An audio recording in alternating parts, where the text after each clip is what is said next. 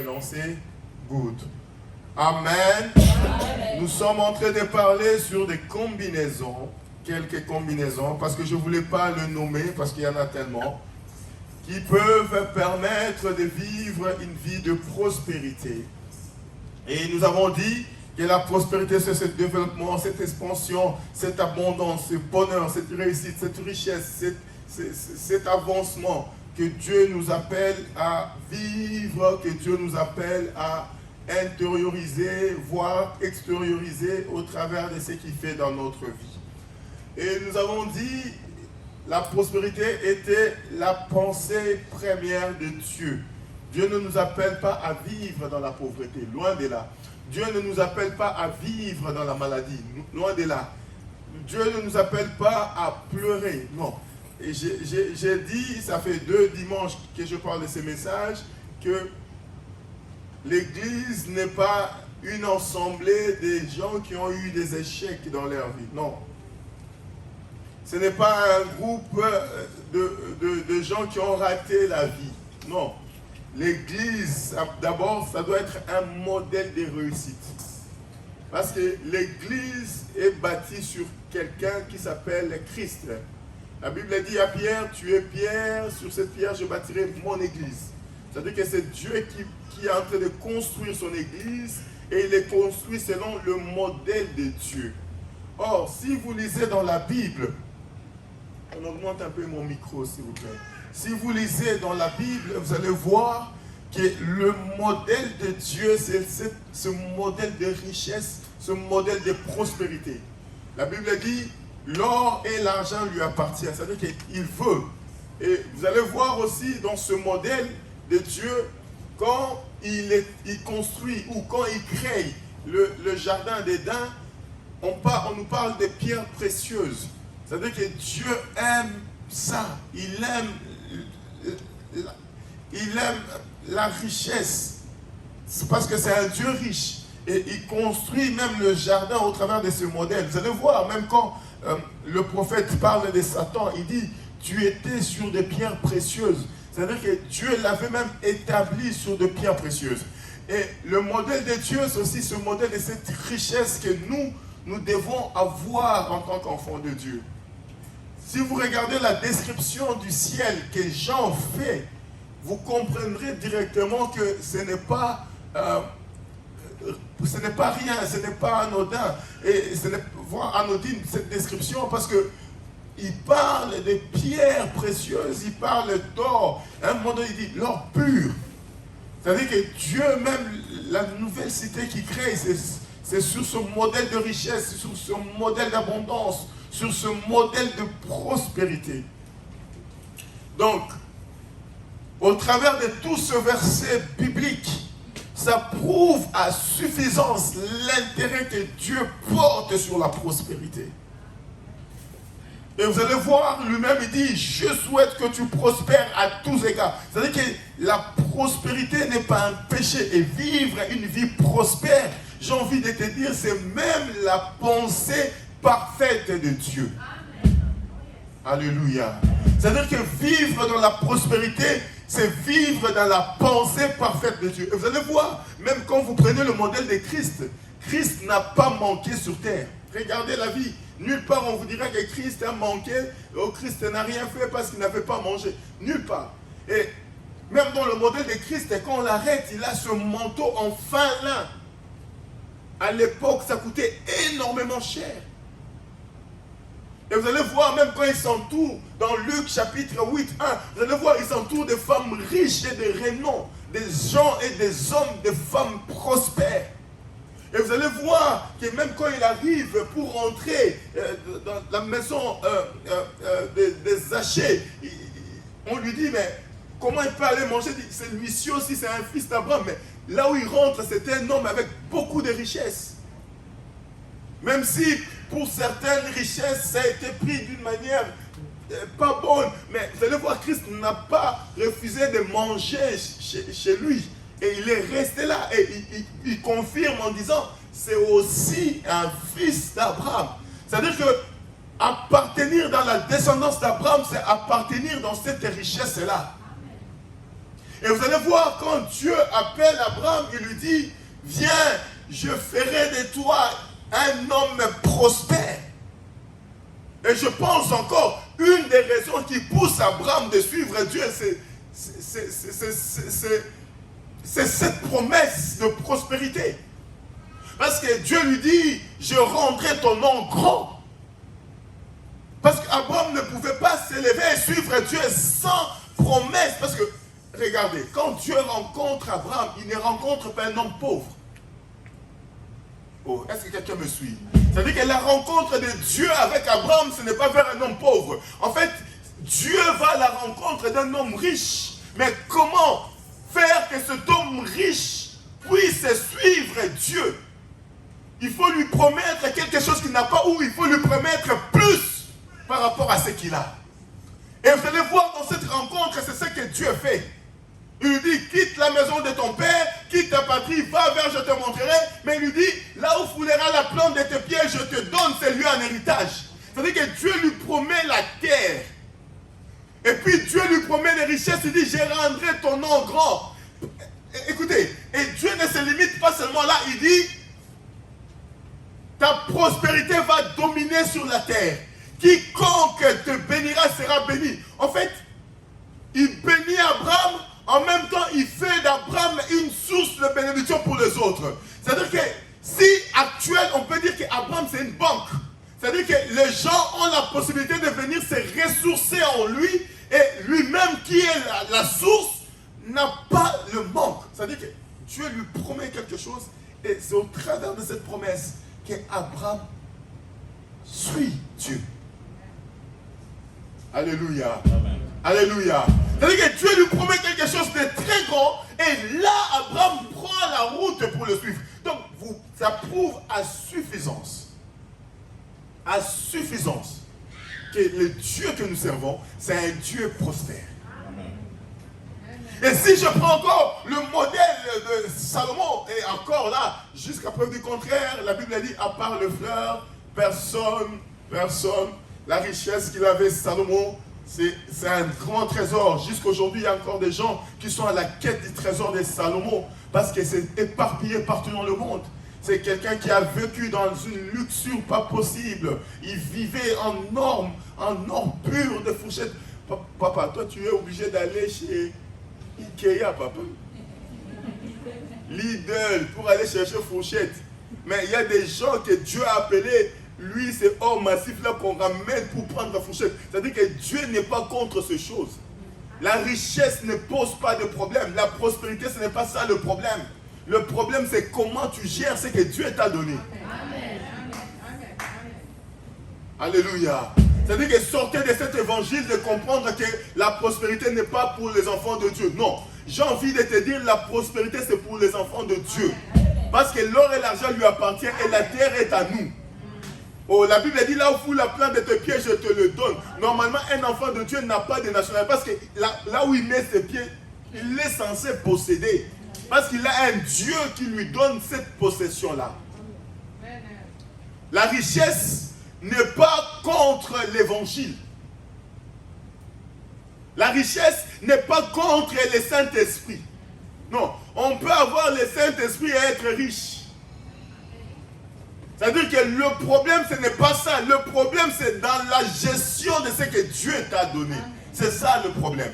C'est pourquoi il y a un homme dans mon pays, il a chanté, il a dit, Seigneur, ne me donne pas trop de faire que je vais t'abandonner, et puis ne me laisse pas dans une extrême pauvreté, donne ce qui me suffit. Moi, je ne suis pas d'accord. Moi, j'ai envie de lui dire, Seigneur, donne-moi trop. Parce qu'un enfant de Dieu n'est pas seulement une bénédiction pour lui. Tu ne peux pas seulement avoir ce qui te suffit. Un enfant de Dieu doit être une source de bénédiction pour les autres. En fait, tu ne peux pas vivre avec la suffisance de ta propre vie et de tes enfants. Tu dois vivre en abondance. Pourquoi? Parce que les autres auront besoin de venir épuiser chez toi. C'est pourquoi je vous dis toujours à l'église, quand Dieu bénit, quand Dieu rend prospère, ce n'est pas pour toi seul. Dieu te rend prospère pour les autres. Parce que dans la vie, la prospérité que Dieu nous donne, c'est aussi une prospérité pour tout le monde. Afin que les autres en profitent aussi. Alléluia. Alléluia. Donc je parlais sur ça pendant ce dimanche. Nous avons commencé à parler sur le modèle de Joseph. Nous avons parlé sur le modèle de Daniel. Et je pense que je me suis arrêté au moment où je parlais sur le travail. Je pense. Amen. Hein? J'ai une bonne mémoire. Amen. J'essaie de temps en temps d'utiliser ma mémoire. Amen. Donc, je me suis arrêté sur le travail, sur le modèle de Joseph et de Daniel. Qu'est-ce que j'ai sorti comme point? Ce qui était là.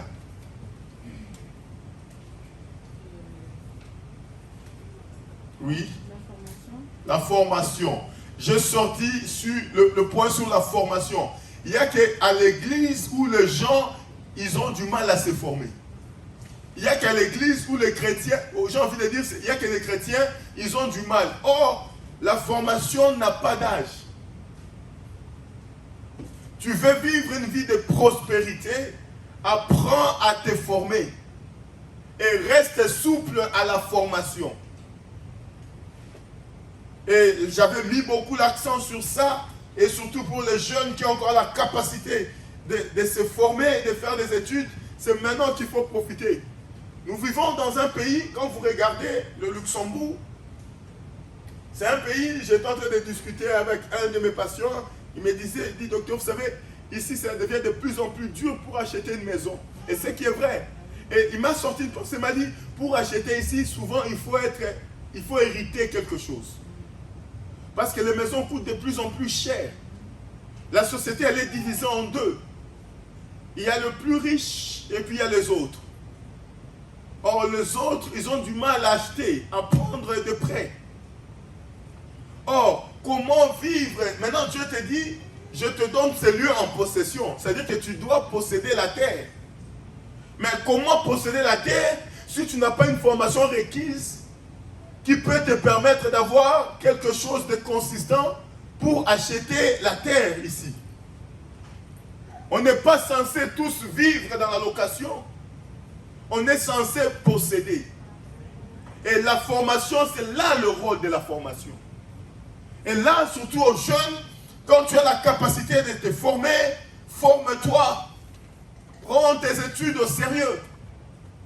Quand tu as la capacité, même au travail, de te former, accepte la formation.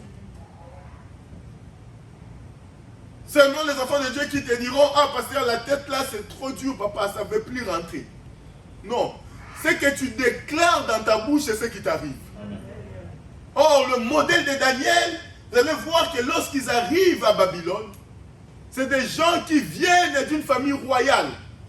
La Bible dit, le roi dit à son intendant, choisis-moi de la famille royale quelques jeunes, instruits.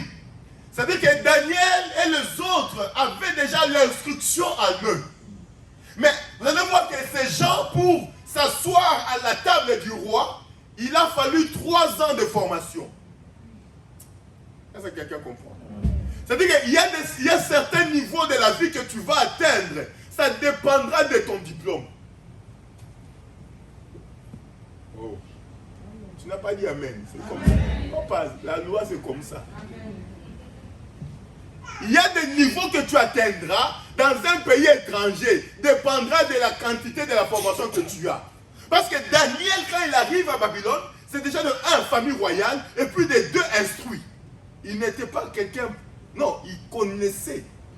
Mais vous allez voir que pour que Daniel et les autres s'asseyent sur la table du roi, 3 ans dans la formation pour manger.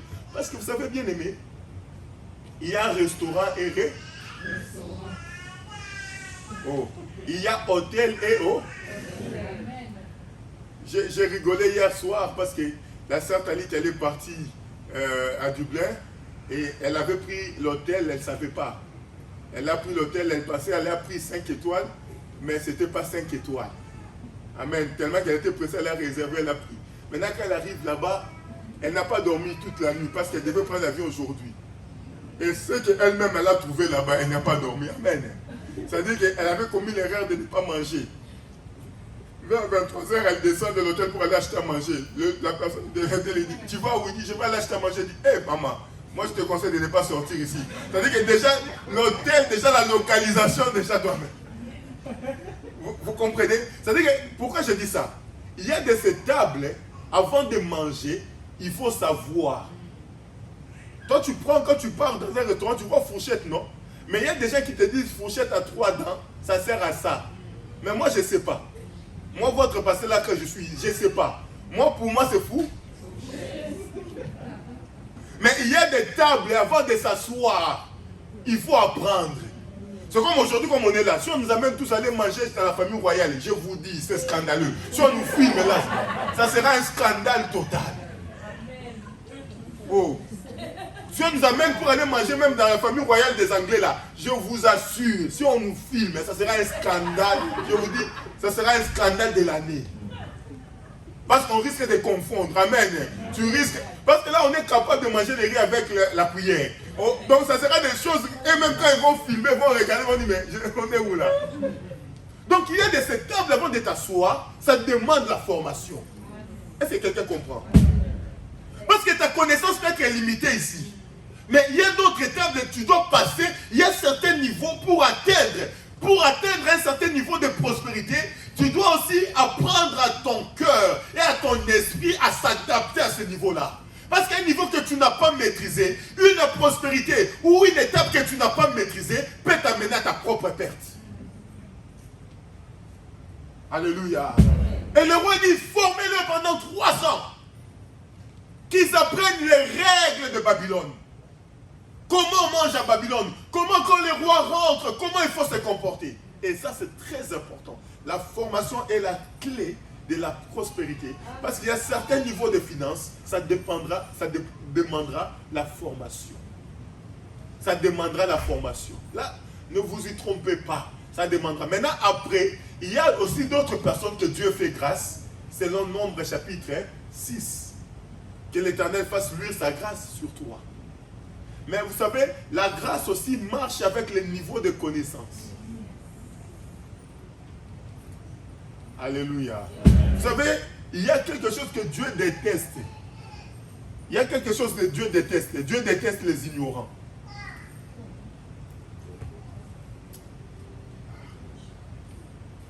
Est-ce que quelqu'un comprend ce que j'ai dit? Amen. Vous savez, même quand Dieu élève, regardez l'histoire dans la Bible, lisez. Vous allez voir nulle part qu'on avait appelé Pierre chez un roi. Non, Dieu savait lui-même. Celui-là, je ne peux pas le faire monter là-bas. Vous allez voir que dans le choix de Dieu, il choisit bien. Même quand il fait grâce, c'est comme s'il savait déjà que cet homme avec le don, avec la grâce, avec la formation, il va atteindre tel niveau. Dieu choisit bien, frère. Regardez, Pierre, il est pierre sur la pierre, on bâtira l'église, mais il fait un livre, un pierre et des pierres. Mais lui qui est le premier à vivre à la Pentecôte, c'est quelqu'un d'autre qui l'écrit. Le livre Les Actes des Apôtres est écrit par quelqu'un d'autre. Et vous allez voir que celui qui avait plus de connaissances, c'est celui qui écrit plus. C'est l'apôtre Paul. C'est-à-dire que sa connaissance le pousse à écrire beaucoup. Et vous allez voir, quand Dieu choisit Moïse, c'est Moïse qui écrit le plus. Parce que Moïse a été formé en Égypte. Et nulle part, Dieu a mis en doute la formation de Moïse en Égypte. D'ailleurs, Dieu l'a utilisé pour que, en fait, tellement que Moïse connaissait l'Égypte, et Dieu le choisit pour que Moïse détruise l'Égypte. On ne peut pas détruire quelque chose qu'on ne connaît pas bien. Est-ce que quelqu'un comprend ce que j'ai dit? C'est-à-dire que la connaissance te permet, et avec cette connaissance, Dieu l'utilise pour son intérêt. Et Dieu déteste l'ignorance. Et Dieu va choisir Moïse, sachant que Moïse connaît plus. Et vous allez voir, même le nom de Moïse qu'on utilise, c'est une Égyptienne qui lui a donné. Et nulle part Dieu a contredit ce nom. Et quand Dieu apparaît devant Moïse, Dieu l'appelle au nom que les Égyptiens lui ont donné. Moïse. Dieu ne lui a pas dit, je change ton nom. Non, Moïse. Jusqu'à sa mort, il est resté Moïse. Moïse, c'est le symbole de la connaissance. C'est le symbole de quelqu'un qui est élevé en connaissance et en dignité. Moïse, parmi les enfants d'Israël, il était le seul à ne pas être complexé. Parce qu'il était le seul à vivre dans la maison royale. Il a vécu avec le roi, il a mangé avec le roi, il connaissait le pouvoir. Il savait comment gérer un pouvoir. Il savait quand il se tient devant un intendant, comment lui parler. Et quand il se tient devant le roi, comment lui résister. Et Dieu ne pouvait pas passer ailleurs si ce n'est que par Moïse. Il y a des niveaux de la vie que Dieu t'amènera. Cela dépendra aussi de la formation que tu t'es formé. Oh. Alléluia. Alléluia. C'est comme tu es là, tu dis, Seigneur, fais-moi chef de service, papa. Avec quel diplôme? Même si tu vas maintenant, tu dis, Seigneur, j'aveugle, papa. Avant d'aveugler, qu'on ne voit pas là. Va, le temps que tu passes pour aveugler là, passe ce temps devant la connaissance. Vous connaîtrez la vérité vous affranchira. L'affranchissement passe par la connaissance de la vérité. Celui qui connaît est affranchi. On n'est pas affranchi par la prière, mais on est affranchi par la connaissance. Ah, je choque déjà. Hein? Mais c'est là le canal de la prospérité. Je ne vais pas m'attarder là. J'avais déjà parlé de ça pour montrer l'importance de la formation. Jeune que tu es là, pendant que les gens se forment, toi tu vas aller faire le pain à la boulangerie. C'est bien, c'est un métier. On ne va pas sous-estimer le métier, mais c'est maintenant que tu as le temps. Parce que dans 10 ans, tu vas commencer à regarder les autres avec qui tu pries à l'église. Ils veulent faire voir quoi? Ils veulent rien faire voir. C'est toi qui es complexé maintenant. Parce que les autres ont atteint un niveau que toi tu n'as pas atteint. C'est maintenant. 14 ans, 15 ans, 16 ans, 17 ans, 18 ans, 20 ans. C'est maintenant qu'il faut se former. La formation n'a pas d'âge. C'est maintenant qu'il faut apprendre. C'est maintenant qu'il faut donner son temps dans les études. Pour que demain, quand Dieu va vouloir t'élever, que Dieu trouve aussi de quoi te défendre. Vous savez pourquoi dans les églises, on est faible? Regardez le monde. Le monde a compris. Dans le monde, vous allez voir, remarquez les clubs de riches. Il n'y a pas de mendiants. Vous savez pourquoi? Pourquoi dans un club où les gens sont élevés, il n'y a pas quelqu'un de mendiant? Vous savez pourquoi? Parce que déjà de un, tu ne connais pas le monde des affaires. Quand ils parlent d'investissement, là, toi tu penses à ton ventre. Et ils ont déjà dépassé le ventre. Est-ce que tu comprends? C'est-à-dire qu'il y a des niveaux de la vie où on ne parle plus de l'habillement. Quelqu'un ne m'a pas compris. Il y a certains niveaux dans la vie où l'habillement c'est la chose la moins. C'est-à-dire que quand ils sont assis et ils parlent de la connaissance.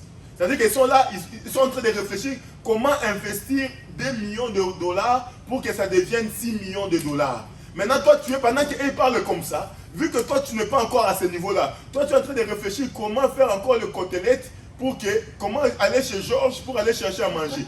Donc, c'est-à-dire qu'il y a de ces niveaux de la vie où tu dois te dépasser. Amen. Il y a des niveaux de la vie où on ne parle même plus de la maison. Parce que tous là, comme ils sont assis, ils ont déjà des maisons. Et ils commencent maintenant à parler comment acheter tel hôtel pour devenir grand. C'est-à-dire que les enfants de Dieu, tant qu'ici, on ne va pas changer la façon de voir, la prospérité que Dieu nous a promis sera comme une utopie, comme une histoire. On va vivre ça de loin. Qu'est-ce que j'avais dit encore?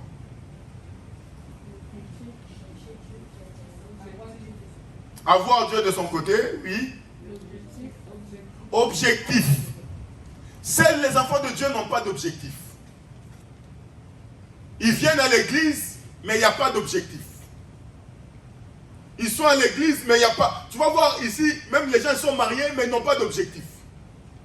Tu es marié, oui. C'est ton mari, oui. Quel est votre objectif? Dieu lui-même sait. Non. Dieu sait quoi? Amen. Parce que Dieu lui-même sait. Dieu lui-même sait. Dieu sait quoi? Tu l'as marié pourquoi? Un mariage sans objectif, c'est un mauvais mariage. Ah, je te choque, hein? Toi, tu étais parti parce qu'il était beau, non?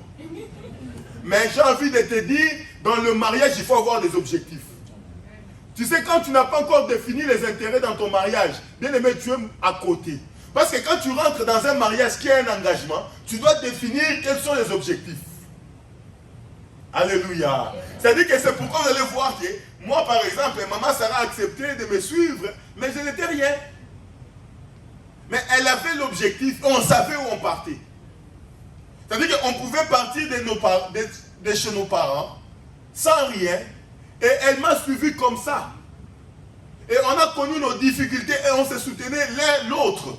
Parce qu'on savait qu'est-ce qu'on poursuivait derrière. Un mariage sans objectif est voué à l'échec. Celui qui se marie parce qu'il est beau, c'est un manque d'objectif. Parce que la beauté peut finir. Vous allez voir, les gens ils se marient, les gens ils fondent le mariage sur le corporel. Quelqu'un va vous dire, ah je me suis marié, vous allez voir un homme, il poursuit une femme parce qu'il regarde le corps, il est là, en fait il est en train de rêver, il regarde le corps, le physique. Mais ça, ce n'est pas un objectif de réussite dans la vie. Parce que le corps que tu regardes là, il suffit seulement de Covid. Que Covid passe par là. Ça va fondre toi-même, tu es là, tu dis, mais ma chérie, comment tu fonds comme ça? Amen. C'est-à-dire que le corps, le physique ne peut pas être l'objectif dans un mariage. Et vous allez voir que dans des mariages, il y a beaucoup d'échecs parce que les gens n'ont pas, dès le départ, mis des objectifs. Et c'est seulement l'église qu'on rencontre des choses comme ça. Vous allez voir, pasteur, il est en train de faire une église, comme on est là, mais il n'a pas d'objectif. Tu poses pas l'homme de Dieu, mais quel est l'objectif? Ah, Dieu lui-même, c'est son œuvre. Dieu a dit, je bâtirai mon église. Oh papa, Dieu qui a dit qu'il va bâtir son église, mais ce n'est pas Dieu qui a acheté le room. Hein? Quelqu'un ne m'a pas compris. C'est Dieu qui a dit qu'il va bâtir son église, non? Il fallait que quand on vient ici, maintenant on trouve Droom, on trouve 4 000 € par mois. Pourquoi je vous demande ça? Parce que Dieu doit bâtir son église. Est-ce que quelqu'un comprend? Une parole qui est mal comprise, tu l'utilises mal. C'est-à-dire que même si Dieu a dit qu'il va bâtir son église, mais moi en tant que pasteur, j'amène où l'église? Quelle est la vision que Dieu t'a donnée? Quels sont les objectifs poursuivis? Qu'est-ce que tu fais de ta part pour atteindre l'objectif qui est la cible? Vous allez voir quelqu'un, il veut entrer dans le mariage, mais il n'a pas de travail. Mais il espère. Beaucoup de versets dans la Bible pour attirer une jeune sœur. Rien dans la poche. Bien aimé, avant d'abord d'aller prendre la main de l'autre, assure-toi que tu as quelque chose, non? Oh, est-ce que quelqu'un comprend? Moi, un chômeur, je vous assure dans l'église que je conduis, un chômeur sans vision, sans études, sans rien, qui vient prendre la main d'une jeune fille ici, je vous dis, je bénis pas ces mariages-là.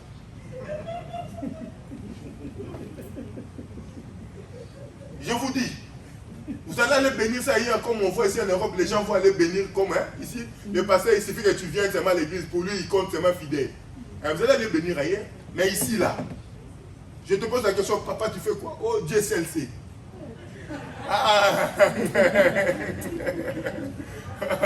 Amen. Et puis je vais te montrer, j'ai dit, regarde le chemin de Dieu seul sait aussi pour bénir. Parce que je ne peux pas me bénir. Ça, c'est empoisonner les gens. Ça, tu es en train d'envoyer les gens à la mort. Parce que quelqu'un qui n'a pas compris, c'est la mort. Amen. Jeune fille, tu as quelqu'un, il ne fait rien. Il dit qu'il veut voir ton pasteur, il dit papa, attends, lui là il est compliqué, on ne va pas aller le voir. Parce que je ne peux pas accepter de te prendre et te donner dans les mains d'une personne qui n'est pas responsable. Je ne peux pas accepter cela. Comment je peux te donner dans les mains d'une personne qui n'est pas responsable? Vous allez voir, il y a des jeunes, ils veulent se marier par le corps, mais tu vas le voir en train de se tourner, en train de regarder des films, des mauvais films, des films. Papa, déjà, lui-même, il n'a pas encore satisfait ses besoins. Il est encore dans une histoire comme ça. Comment on peut donner quelqu'un qui n'a pas d'objectif pour en faire quoi? Vous savez, je vous dis toujours ici, les jeunes, les filles, vous rigolez. Tu es belle parce que tu es chez papa, non? Amen. Tu rentres à la maison, tu vois déjà maman elle a déjà fait à manger, les tabac, le ngoulou là, tu es en train de manger, tu rigoles. Parce que tu es chez papa, on mange, quand on part travailler, tu gagnes 700 €, tu peux aller acheter make-up, il te voit belle. Parce que tu as 700 €, tu as acheté make-up. Mais le jour où tu vas être dans ses mains, dans la vie d'une personne qui n'a pas d'objectif, qui n'a rien, pas de diplôme, pas de formation, c'est là que tu comprendras que le mariage là, ça devient mère. Maintenant, le problème du mariage, c'est quoi? Quand tu es rentré, c'est facile d'entrer. Même dans le monde, le mariage est facile d'entrer. Mais sors. Oh, même dans le monde, non? Toi, tu viens juste quand tu arrives comme ça pour te séparer, il dit, je vous sépare à partir d'aujourd'hui. Procédure. La plus longue procédure, c'est celle de divorce. Ah, papa qui est avocat, il dit, la plus longue procédure, c'est la procédure de divorce. Papa, parce que quand tu viens chez le juge, il regarde, ah bon, il a fait, ah bon, ah, on se revoit le 12 décembre. Amen. Ah, c'est-à-dire que je te bénis en un jour, mais pour te séparer, tu viens, papa, il m'a fait ça, moi je dis, ah bon maman, ah bon, oh maman, il faut prier, oh gloire à Dieu. Parce que moi, j'ai peur. La Bible dit que personne ne sait pas ce que Dieu a uni. J'ai déjà uni, Dieu a déjà uni. Maintenant, je vais séparer ça sur base de quoi? Amen. Amen. Ah, moi aussi, je commence à prolonger, je suis aussi monsieur le juge. Alléluia. Ah, c'est-à-dire, maintenant quand toi tu viens là, tu veux vraiment qu'on ne sait pas. Maintenant quand tu arrives, je dis, oh, bénissons le Seigneur, ma fille, mets-toi à genoux. Quand tu dis, c'est Père, touche le cœur de son nom. Alléluia. La prospérité touche tous les domaines de la vie. Même le mariage. Un homme qui a raté le mariage ne peut pas être prospère. Une femme qui a raté le mariage ne peut pas être prospère.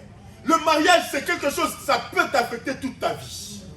Le mariage peut t'élever et le mariage peut t'affecter négativement toute ta vie. Regardez beaucoup de gens qui ont divorcé. Vous allez voir, il y a toujours des stigmates du divorce. Alléluia. Bien-aimé, c'est pourquoi avant de choisir là, choisis bien.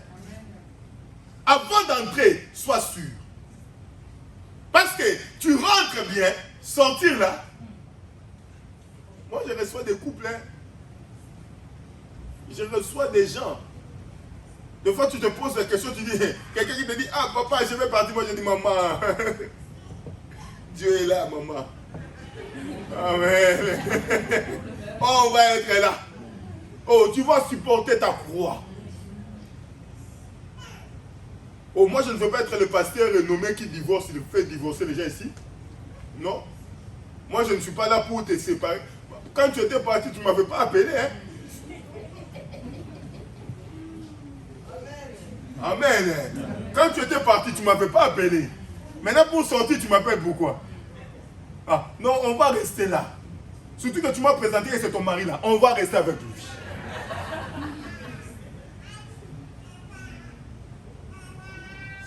La prospérité est la clé dans la vie.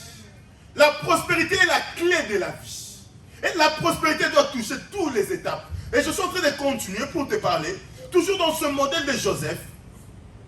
Je vais te parler sur cette prospérité qui passe dans la prière. Tu ne peux pas être prospère si tu n'es pas un homme et une femme de prière. Parce que sur le chemin que Dieu t'amène, il y a des combats qui s'élèvent. Beaucoup de combats s'élèveront. Il y a des combats qui dépasseront ton entendement. Bien aimé, il y a des combats que le diable va livrer contre toi, que tu ne seras même pas au courant que ça se livre. Et tu as besoin de la prière. Quand Dieu dit, je souhaite que tu prospères à tous égards, comme prospère l'état de ton âme. Il compare la prospérité physique à la prospérité de l'âme, parce que Dieu prétend que tu es un homme et une femme de prière. Et la promesse que Dieu fait, il est fait aux enfants de Dieu. Parce que sur le chemin, tu en as besoin de cette prière. Daniel chapitre 6, versets 1 à 6. Première lecture, que Dieu bénisse sa parole. Daniel 6, 1 à 6.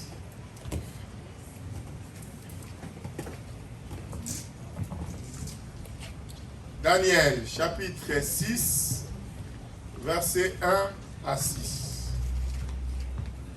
On nous lit la parole de Dieu. Daniel, chapitre 6, le verset 1 à 6. J'ai lu au nom de Jésus. Darius trouva bon d'établir sur le royaume 120 satrapes qui devaient être dans tout le royaume. Il mit à la tête 3 chefs, au nombre desquels était Daniel, afin que ces satrapes leur en dissent compte et que le roi ne souffrit d'aucun dommage. Daniel surpassait les chefs et les satrapes parce qu'il avait en lui un esprit supérieur. Et le roi pensait à l'établir sur tout le royaume. Alors les chefs et les satrapes cherchèrent une occasion d'accuser Daniel en ce qui concernait les affaires du royaume. Mais ils ne purent trouver aucune occasion ni aucune chose à reprocher, parce qu'il était fidèle et qu'on n'apercevait chez lui ni faute ni rien de mauvais. Et ces hommes dirent, nous ne trouverons aucune occasion contre ce Daniel, à moins que nous n'en trouvions dans la loi de son Dieu. Le verset 6. Puis ses chefs et ses satrapes se rendirent tumultueusement auprès du roi et lui parlèrent ainsi. Roi Darius, vis éternellement. Amen.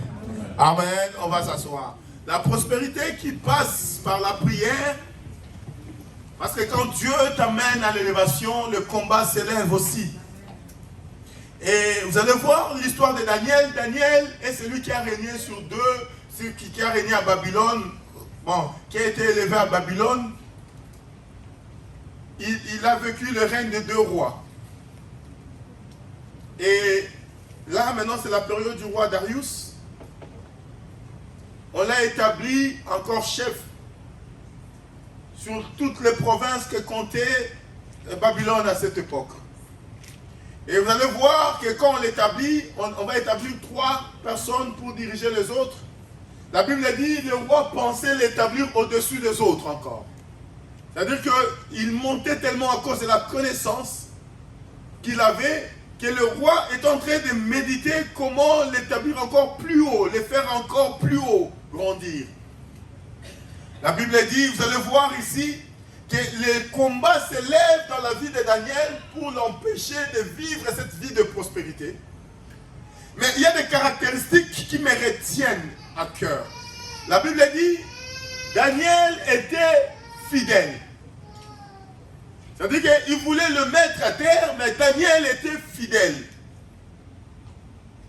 Et puis, Daniel n'avait ni négligence ni faute. Vous savez, dans la loi du travail, il faut éviter ce qu'on appelle la négligence.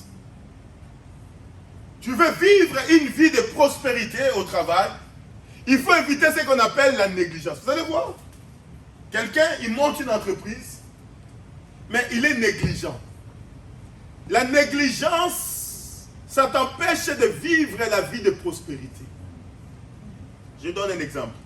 Nous savons tous à l'église, ici, notre maman Patricia, elle est comptable. Elle fait des fois à la maison des gens qui amènent pour qu'elle travaille. Elle travaille chez elle à la maison. Maintenant, comme moi je sais qu'elle est comptable, moi je ramène mes affaires chez elle. Je dis, ah maman, gère-moi ça. Maintenant, soit elle reste accrochée à moi, elle fait le travail avec sérieux, elle monte avec moi, soit elle néglige.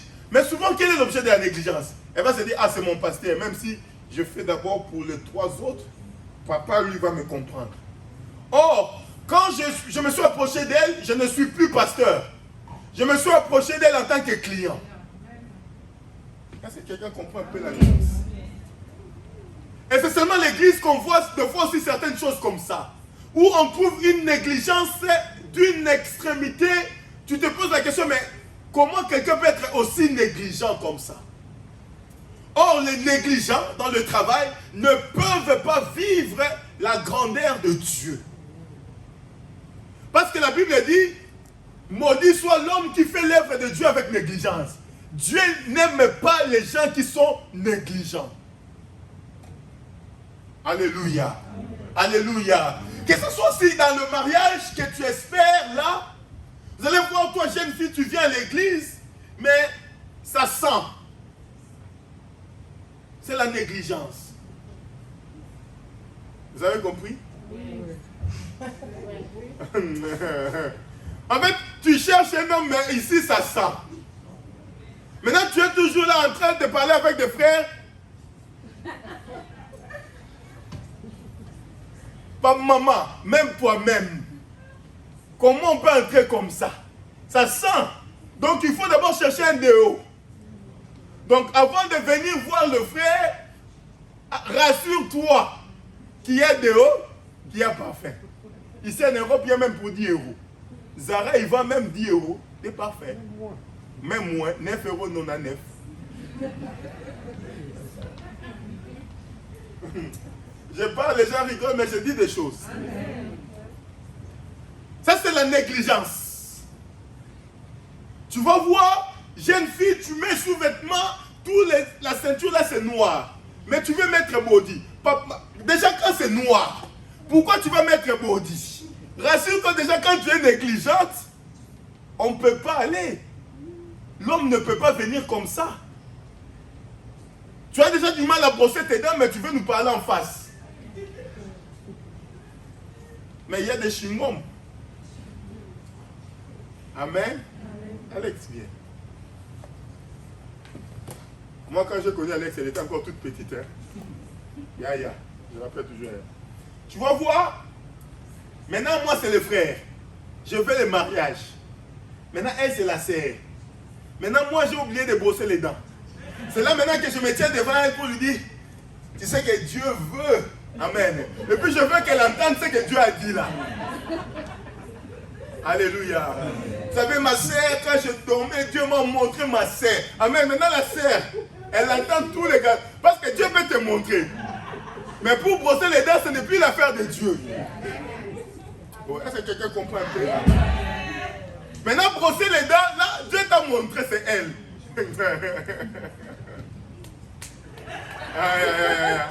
Amen.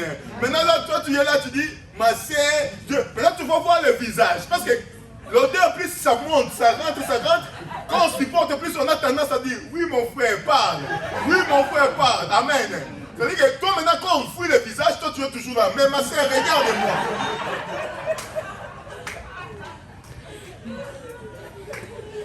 Alléluia.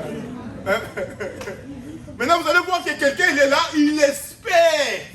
Amen. Maintenant, tu vas voir quelqu'un là en prière. Ça, c'est une négligence. Tu viens de sortir de 3 jours en jeûne, tu n'as pas brossé tes dents. Avant d'aller parler d'une jeune sœur que tu as vue au mariage, au songe, va d'abord brosse les dents, parfume-toi. Parce que même si Dieu t'a montré là, tu n'es pas pressé. Parfume-toi, brosse les dents, contrôle que tu n'as pas mangé l'indolé qui est accroché aux dents. Contrôle un peu tout ça. Ça fait partie de la prospérité. Et vous allez voir que quand on cherche Daniel, la Bible dit qu'il n'y avait pas la négligence. C'est seulement dans le chef des enfants de Dieu qu'on rencontre beaucoup de négligence au travail, dans ce qu'ils espèrent obtenir de la part du Seigneur. Dieu t'a montré l'élévation. Vous allez voir quelqu'un dit, ah, Dieu m'a montré, je serai docteur. C'est bien, c'est une bonne chose, c'est un bon souhait. J'ai dit toujours, entre ce qu'on souhaite et ce qu'on vit, c'est 2 mondes. Maintenant, toi tu pars à l'école, comme tu es trop esprit là. Quand tu reviens, au lieu de répéter le cours, toi tu es en train de répéter d'un à moi. C'est bien, tu vas bien chanter ici, nous on va sauter. Amen. Mais le professeur ne connaît pas d'un à moi. C'est-à-dire que le jour de l'examen, tu ne vas pas mettre le Saint-Esprit de ça ici. Non, le jour de l'examen, tu dois mettre les réponses appropriées à la formation. Amen. Je vous parle des choses. Moi, je ne suis pas le genre de pasteur pour te dire, viens ici, Dieu fera. Non. Dieu fait quand tu fais. Dieu travaille avec ta connaissance. Est-ce que quelqu'un comprend? Est-ce que quelqu'un saisit ce principe de prospérité? C'est-à-dire que tant que ces choses ne sont pas maîtrisées, tant que ces choses ne sont pas comprises, la prospérité est loin. Et vous allez voir dans les chefs de Daniel, quand la vie de prière, parce que c'est là l'histoire, lisez tous les chapitres à la maison, vous allez comprendre que Daniel va gagner ce combat par la prière. Et Daniel sera élevé par la prière. Tous les chapitres 6, vous allez comprendre. Mais j'ai soulevé 2 points que je trouvais très important. La Bible dit, on ne trouva ni faute. Et puis, quand tu veux être prospère, comme j'avais dit la fois passée, il faut faire confiance à Dieu. Et vous allez voir que Daniel va refuser de s'incliner devant les idoles. C'est seulement l'église, vous allez voir, la sœur, elle vient, elle commence à se vendre à tous les frères qui viennent. Amen. C'est-à-dire qu'il suffit qu'un nouveau frère vienne ici, c'est là que tu vas voir tous ses dents. Alléluia. Non, c'est-à-dire qu'une femme doit savoir se comporter. Un homme doit savoir se comporter. C'est-à-dire que tu ne peux pas t'incliner parce que tu veux obtenir. Est-ce que quelqu'un comprend? Tu vas voir une sœur à l'église avec un frère, ils vont commencer à faire des jeux de cache-cache dehors parce que la sœur, elle veut les mariages. Amen. C'est là qu'on va lui dire, ah, aujourd'hui, quand tu étais en uniforme, quand tu chantais devant là, oh mon Dieu, il est en train de t'aimer là parce que tu es chez tes parents. Ne vends pas ce que Dieu a mis en toi parce que tu veux plaire à un homme.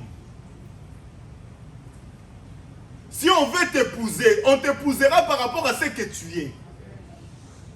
Si tu veux monter, Dieu utilisera ce que tu es. Tu n'es pas obligé de t'incliner devant les idoles.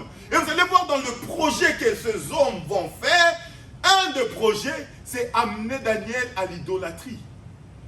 Et Daniel va refuser l'idolâtrie et va accepter la vie de la prière. La prière est la clé de la prospérité. Un homme, une femme de prière verra la gloire de Dieu, mais dans les principes de la prière. Pas être idolâtre, vivre dans la non-négligence et être fidèle à Dieu. Un autre point pour la réussite, c'est la réussite qui passe par l'obéissance. Nous sommes dans une époque où les chrétiens connaissent beaucoup. Même quand tu viens lui parler, tu dis, ah papa, Jésus a dit, c'est là que tu vas voir lui aussi. Papa, il est aussi écrit, papa. Amen. C'est-à-dire que nous vivons un temps où il y a beaucoup de connaissances. Or, l'obéissance à la parole de Dieu, c'est la clé du succès. Nous allons lire Deutéronome chapitre 28. Et puis nous allons voir dans ce modèle, c'est le modèle de Joseph qui passe par l'obéissance. Dans Genèse chapitre 39 à partir du verset 7. Il dit, je préfère obéir à Dieu que de coucher avec toi. Il refuse de s'incliner devant la femme de Potiphar pour adorer Dieu. Nous allons lire Deutéronome 28, mais l'histoire que j'ai parlé de Joseph, parce que je parle de ces deux modèles.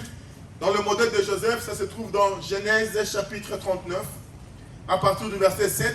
Lorsque Joseph devient élevé, la femme de Potiphar qui veut, et vous allez voir dans une des phrases de Joseph, il dira, je préfère obéir à Dieu. Je préfère être fidèle à Dieu que m'incliner devant toi. Deutéronome 28 à partir du verset 1. Deutéronome chapitre 28 à partir du premier verset, la Bible nous dit, si tu obéis à la voix de l'Éternel. J'aime bien le mot si.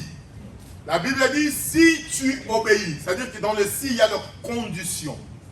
C'est-à-dire que Dieu conditionne ton élévation avec ton obéissance. Est-ce que quelqu'un a compris? Amen. Dieu conditionne ton élévation avec l'obéissance. Il dit, si tu obéis à la voix de l'Éternel, ton Dieu. Bien, mais quand tu regardes ta vie, est-ce que c'est une vie d'obéissance ou c'est une vie de rébellion? Les gens, ils veulent vivre la main de Dieu, mais les gens ne sont pas obéissants à Dieu. Les gens veulent voir la gloire de Dieu, mais les gens ne sont pas obéissants à Dieu. Les gens veulent palper la main de Dieu, mais les gens ne sont pas obéissants à la parole de Dieu. La Bible dit, si tu obéis, tu vas voir quelqu'un qui est au travail, il veut être élevé, mais il ne veut pas obéir. C'est celui le premier qui vole. Tu vas voir même nos mamans, elle est là. C'est elle qui fait le nettoyage là au travail. Mais c'est elle la première à voler des stops. Mais quand tu regardes le prix des desktops là, c'est 3 €. Elle est en train de risquer son travail pour voler de stop. Elle veut ramener ça à la maison. Amen. Et là, maintenant, elle cache. Mais comment tu veux être prospère? Déjà, quand tu voles, déjà même les histoires là, tu es censé travailler avec. Est-ce que quelqu'un comprend? Moi, je me rappelle, en Afrique, on avait un voisin à côté de mes grands-parents. Ce voisin-là, il travaillait chez un expatrié français. Mais le papa, il volait même poivrons. Il était cuisinier chez les Français là. Mais je vous assure que le papa là venait même avec des poivrons volés chez... Vous imaginez? C'est-à-dire qu'il met le travail en danger pour voler poivrons. Et quelqu'un comme ça veut devenir prospère. Amen, hein? Et poivrons là, il vole pour aller mettre ça dans la nourriture de sa maison. Nous, on avait une bonne à l'époque, chez nous.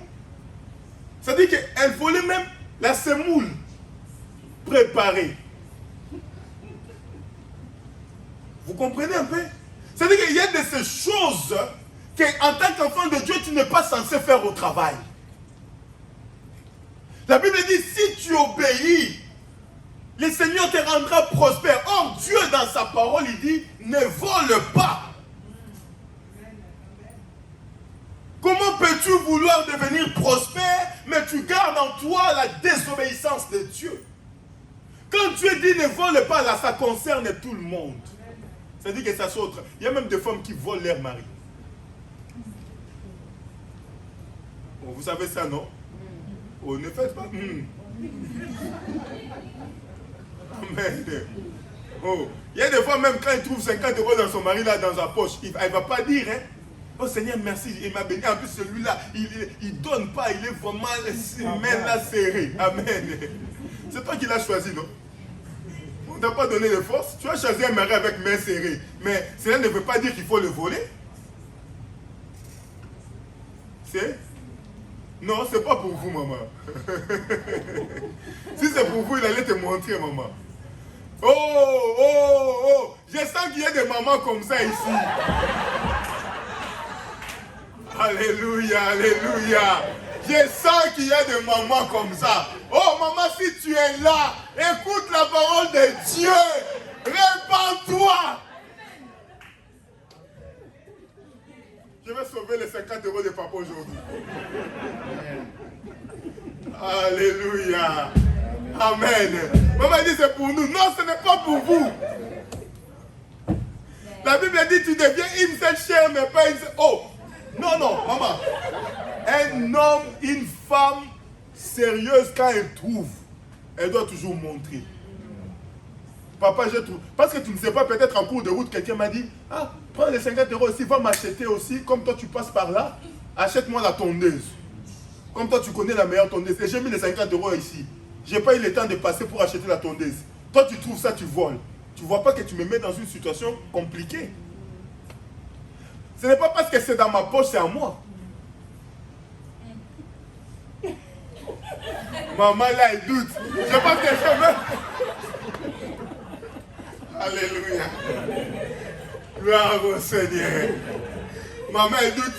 Donc papa, je pense que déjà quelques 50 € sont déjà passés par là. Je ne veux pas séparer un couple aujourd'hui, frère. Que Dieu bénisse sa parole. La Bible dit, si tu obéis à la loi de l'Éternel, ton Dieu, si tu obéis, c'est-à-dire que Dieu conditionne ton élévation, ton succès par l'obéissance de la parole de Dieu. Amen. Dieu conditionne ton élévation par l'obéissance de la parole de Dieu. C'est comme moi je voyais à Bruxelles, quand on était à Bruxelles, tu vas voir les papas congolais là, quand ils viennent au métro, ils n'aiment pas payer, je vous assure, ils n'aiment pas payer, ils aiment toujours frauder. Et là maintenant quand ils fraudent, ils te disent, les Belges ils ont trop volé chez nous. Amen. Mais si les Belges ont volé, mais on ne t'a pas recommandé toi pour venir récupérer l'argent. Dette coloniale. Amen. Oui, mais même s'il y a la dette coloniale, est-ce que c'est toi qu'on a recommandé pour récupérer la dette? Maintenant, là, ça coûte 2 €. Si toi, tu estimes que c'est des millions, c'est en faisant les 2 € là que tu vas récupérer. Ils sont à plusieurs. Amen. Si tu obéis. L'obéissance, c'est la clé du succès. Est-ce que quelqu'un comprend? À la parole de Dieu. L'obéissance dit, femmes, soyez soumises. C'est l'obéissance.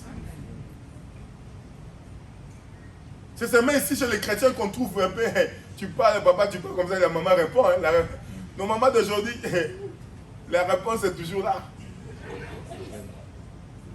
C'est pourquoi vous allez voir, selon le modèle actuel, on a beaucoup de problèmes dans les mariages. Et qu'est-ce que tu veux montrer ici? Calmos. On est en Europe, et j'ai mes droits, et j'ai mes droits, et j'ai mes droits. Amen. Il n'y a plus de sens. Quand vous regardez nos grands-parents, le mariage avait une valeur qu'il n'a pas aujourd'hui. Ici, quelqu'un peut se marier à 12 heures. À 16 heures, il est divorcé, on trouve normal. Quand on lui pose la question, amen. Et tu vas voir les gens aussi, ah oui, mais elle a divorcé et son mari là, il est mauvais. C'est-à-dire, il n'y a pas. Les choses de valeur, on ne tient plus ça. Or, le mariage, c'est la clé même de la vie. Un homme qui a raté le mariage a raté sa vie. Et une femme qui a raté le mariage a raté sa vie. Je veux vous dire aujourd'hui, regardez, toutes ces femmes seules qui sont aidées par l'État, vous pensez qu'elles sont heureuses? Regardez la vie. Moi, je reçois beaucoup de gens. Je ne dis pas qu'il faut rester dans un mariage où on ne se sent pas heureux. Ça, c'est un autre sujet, un autre débat. Ça dépend de ce qu'on a vécu. Mais je reçois quand même beaucoup de gens, des femmes seules qui viennent.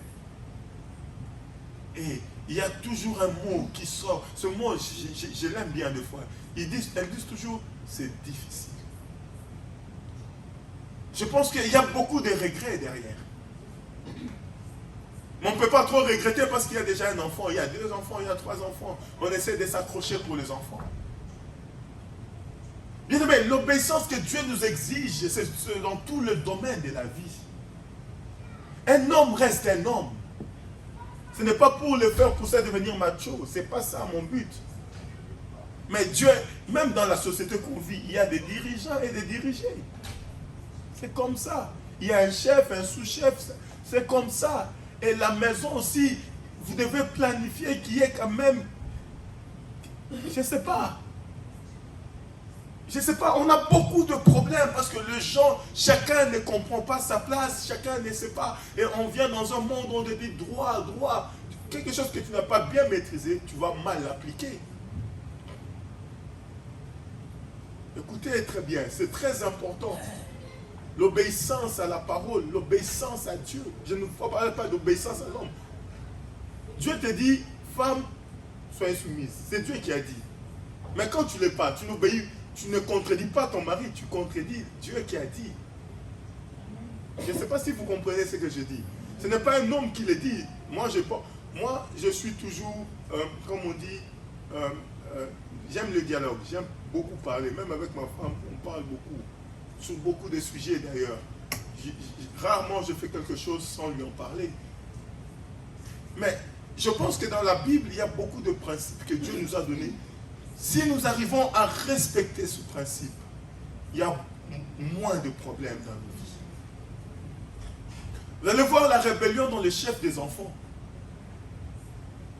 L'enfant va se rebeller, il suffit qu'on lui dise seulement, aujourd'hui même ici, il suffit seulement que tu dises à l'enfant quelque chose. Je vais laisser mon assistant social. Et là. Il n'y a plus l'obéissance. Il suffit même que tu fais même un gifle à l'enfant comme ça, tu vois l'enfant. Papa, tu m'as tapé. Papa, dis-moi vraiment que tu m'as tapé. Oui, mais tu as tapé. Papa, est-ce que c'est que je vois là-bas? Papa, tu m'as giflé. Oh, yeah. Papa, tu m'as giflé. Je vais aller voir la police. Maman, on t'a déjà giflé, maman. Mais pour déjà vous montrer un peu, même là-bas, elle est choquée parce qu'on a giflé. Mais elle n'est pas choquée quand elle fait des bêtises. Est-ce qu'on comprend un peu? Je ne suis pas pour la brutalité. N'interprétez pas mal mes mots. Je veux juste vous montrer certains principes de la Bible que si on ne les respecte pas, la prospérité est loin de nos vies. Amen. Amen. Amen. Papa, tu m'as giflé. Papa, Oh, je ne crois pas, papa m'a giflé. Là maintenant, il va appeler son ami. Allô? C'est mon père. Mon père, c'est un homme violent. Toi, tu as reçu seulement gifle. Alors nous, qu'on a reçu des ceintures là. Hein? Ça, c'est ma gifle, c'est ma haine. Tu es en train d'appeler tout le monde là pour dire gifle. Papa, nous ceinture, on a reçu ceinture. On te tape, on te tape, quelqu'un qui est à côté te regarde. Amen. Il est en train encore de mettre des commentaires. Il n'écoute pas. Pourquoi? Parce qu'il a la colère. La fois passée, tu avais envoyé, tu n'étais pas parti. Donc pour lui, maintenant, ça fait du bien. La fois passée, même je lui ai dit de prendre seulement le gobelet, là, il ne voulait pas. Il devient de plus en plus têtu. C'est-à-dire, on est en train de te taper. Il y a quelqu'un à côté qui est en train de mettre encore le feu qu'on te tape encore. Alléluia. Et puis quand tu finis de là, et puis on te dit, va chercher de l'eau. Et tu vas aller te laver. Ah, tu m'as tapé et puis je vais aller me laver. Tu appelles qui? Tu appelles qui? Tu es toi-même là, tu pleures, et puis ça sèche. Ah, tu appelles tonton, il vient encore te taper. Et puis il te dit, derrière la fois passée, je t'avais raté. Quand je suis venu ici, tu n'étais pas là. Amen. Encore on est différent de vous. Il y a certaines choses dans la Bible, je pense que si nous respectons ça, même il y aura de l'harmonie dans la famille. Il y aura de l'harmonie dans la société. Et nos vies deviendront vraiment prospères. Amen. Continue. Et on clôture par ce verset. En observant et en mettant en pratique tous ces commandements que je t'ai prescrits aujourd'hui, l'Éternel, ton Dieu, te donnera la supériorité sur toutes les nations de la terre. Dieu conditionne la supériorité sur l'obéissance. Il dit, je te donnerai la supériorité des nations si tu obéis. Est-ce que quelqu'un comprend? Amen. Si tu obéis, je te donnerai la supériorité. Papa, vous, même les enfants, vous savez, même quand on corrige, ce n'est pas mauvais. Moi, je me rappelle, j'étais en 6e primaire. Pépé Calais vient d'arriver avec les Mikoussé là, comment on les appelle encore? Non, les autres. Ah, j'étais à Malou là, papa. Concert. Moi, j'étudiais à Malou là. Maintenant, Pépé Calais, l'école a fait venir Pépé Calais. On est parti journée culturelle. On arrive là-bas, tellement les enfants ont dansé, on chante. Et on a tellement dansé, je vous dis, j'ai même oublié l'heure de rentrer à la maison. Amen. Au point que tout est fermé à minuit, ils sont tous partis. Moi, j'ai dormi à l'école. Dans une descente de classe. Oui, mais tu vas rentrer comment, maman? J'arrive le matin, c'est la ceinture qui m'attendait. Alléluia. La Docolos n'est plus là. J'étais face devant ma réalité, comme on dit, moi-même devant ma réalité. Pépé Calais n'était plus là. J'étais là moi-même, comme ça, j'étais en train de voir ma réalité. J'ai vu ma mort. Amen. Amen. Mais aujourd'hui, je suis un homme, non? Bien réfléchi. Bien. Qui a des valeurs. Des fois, certaines valeurs passent aussi par là. Amen. Amen. Si tu obéis, je te donne là la supériorité. Si tu obéis, je te donne la supériorité même dans ton mariage, dans ton travail, dans ta vie. Dieu conditionne la supériorité par l'obéissance à la loi de l'Éternel, ton Dieu. Continue. Rapidement, on peut tout par là. Voici toutes les bénédictions qui se répandront sur toi et qui seront ton partage lorsque tu obéiras à la voix de l'Éternel. Oh, regarde toutes les bénédictions que tu vas vivre, mais si tu obéis. Ah, c'est Dieu qui le dit. Regarde ce que tu vas vivre, qui va se répandre dans ta vie si tu obéis. Les familles se divisent, le mariage se divise, le travail ne marche pas parce que les gens n'ont plus l'obéissance. Même l'obéissance du chef. Tu vas voir quelqu'un au travail comme ça, le chef lui dit, oh, au nom de Jésus, ça ne va pas se passer. C'est ton chef, papa. Dieu l'a établi sur toi. Et il a la capacité de te mettre dehors. Avant de dire au nom de Jésus, réfléchis bien. Oh, Joseph avait un chef, non? Il avait Dieu, non? Mais il était en prison, non? Qui l'avait mis là-bas? Amen. Mais tu vas voir quelqu'un au travail, il regarde son chef et dit, au nom de Jésus, les démons là sortent. Papa, avant que les démons sortent dans le chef là, c'est le renvoi de ton travail d'abord. La Bible dit respecter l'autorité établie. On n'a pas dit respecter l'autorité chrétienne. Respecter l'autorité établie. Même si le chef au travail là, c'est un païen, c'est un chef, il faut savoir lui parler. On ne parle pas à un chef comme on parle à un ami. Respect. Parce que vous savez, nous les chrétiens, on a beaucoup ramené la confusion. Même au travail, on est trop spirituel au travail. Papa, au travail, c'est le travail. La spiritualité chez toi à la maison. Moi, des fois, je fais des prières ici avec l'église, avec beaucoup de gens. Mais à l'heure du travail, je travaille. Tu ne vas pas commencer à dire aux gens, oh, je suis en train de prier, je suis pasteur, attendez d'abord. Oh papa, les gens ne sont pas venus pour savoir que tu étais pasteur. Les gens sont venus là parce qu'ils cherchent un médecin. Donc il faut respecter les choses. Amen. Oh, je ne vais pas te mettre dans les cabinets médicaux, maintenant tu commences à chasser les démons en criant, je chasse les démons. Papa, même le malade là qui est dehors, il va se poser des questions. Il va dire, je suis devant un malade ou quoi? Le respect. Tu seras béni dans la ville et tu seras béni dans les champs. Donc la ville, le lieu d'habitation, les champs, le lieu du travail. Tu seras béni dans ton lieu de travail et puis tu seras béni dans ta maison si tu obéis. C'est-à-dire que la prospérité va te suivre même dans ton mariage, dans ta vie, dans tes enfants. Enfants, soyez élevés dans le Seigneur, soyez éduqués dans le Seigneur. Amen. Amen. Je vous parle des choses qui peuvent t'amener loin. Ta maman reste ta maman. Ton papa reste ton papa. Amen. On parle pas. Les enfants disent, tu vois. Oh, c'est pas la jungle quand même. Amen. Non, on parle devant une autorité, on reste clair, bien posé. On parle. Même si on reprend le monde, lui il est ton papa, toi tu es la fille, toi tu es le fils. Vous allez voir ici, les gens manquent parce qu'ils sont en train de boire un verre avec son père, en train de boire l'alcool ensemble. Ils pensent maintenant que c'est son ami. Il y a même des gens qui disent, ah Pedro, tu penses que Pedro là c'est son ami, mais c'est son père. Il est en train d'appeler. Pedros, Pedros. Amen. Les gens ils ont tellement perdu de valeur. Et lui aussi Pedros à côté. Oh. Lui pense que c'est l'intégration. Ici, on est comme ça. Hein?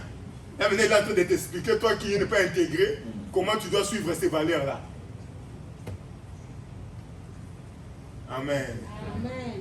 Et puis maintenant, si tu as ta fille à côté, elle va dire, ah papa, moi j'aime comme mon papa qui vit avec papa, tonton Pedros. Lui-même, son enfant l'appelle Pedros. Maintenant, toi, ton enfant, tellement qu'il a une bonne éducation, il met quand même un tonton.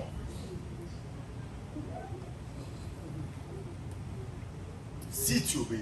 Continue, tu termines par là. Le fruit de tes entrailles, le fruit de ton sol, le fruit de tes troupeaux, les portées de ton gros et de ton petit, et de ton menu bétail, toutes ces choses seront bénies. Amen. Ta corbeille et ta huche seront bénies. Amen. Tu seras béni à ton arrivée et tu seras béni à ton départ. L'Éternel te donnera la victoire sur tes ennemis qui s'élèveront contre toi.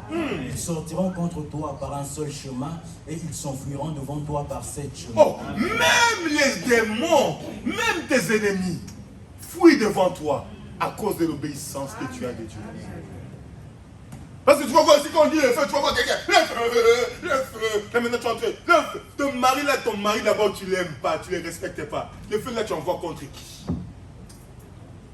Même les démons vont dire, mais Seigneur, lui là il n'a pas obéi, elle là n'a pas obéi. Nous on ne va pas partir. J'ai vu un démon qui me dit, je ne pars pas. Parce que tu n'as pas l'obéissance. Dieu dit, ils viendront de ce chemin, ils fuiront de ce chemin, parce que l'Éternel sera avec toi. Mais une condition, obéis à ma loi. Tu veux vivre une vie de prospérité, obéis à ma loi. Tu veux vivre une vie de victoire, obéis à ma loi. Tu veux vaincre tes ennemis, obéis à ma loi. Tu veux marcher, tu veux avoir la supériorité, obéis à ma loi. Tu veux voir la gloire de Dieu, obéis à ma loi. Si tu obéis, je fais ce que je promis.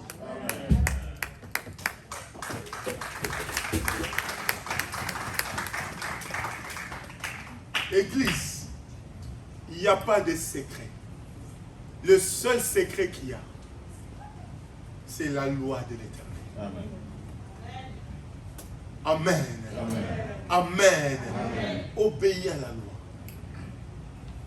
Obéis à Dieu. La prospérité viendra.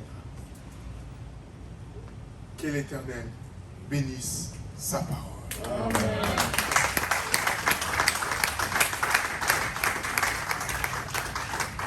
Que Dieu vous bénisse. Amen. Que Dieu vous bénisse. Amen. Que Dieu bénisse sa parole. Amen. Je pense que nous